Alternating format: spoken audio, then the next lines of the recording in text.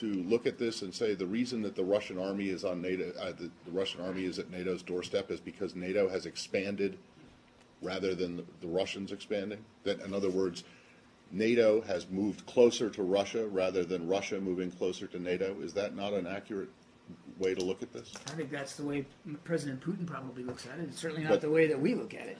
You don't think that NATO has expanded eastward toward Russia? NATO has expanded, Okay. and the expansion has been a good thing for... So the reason that the Russian army is at NATO's doorstep is not the fault of the Russian army, it's not the Russian army that's done it. It's NATO has moved closer to moved I'm pretty east. sure it wasn't NATO who was ordering, upwards of 15 battalion tactical groups to within 10 kilometers of the border with Ukraine, and I'm pretty sure it wasn't NATO who put little green men inside Ukraine to destabilize eastern cities. I'm pretty sure that Ukraine is not a member of NATO. So unless that's changed, it's not changed. But I'm pretty sure the movement by Russia is Russia's decision. If NATO has moved east, the reason that the Russian army is closer or on NATO's doorstep is because NATO moved. NATO is not an anti-Russia alliance. NATO is a security alliance.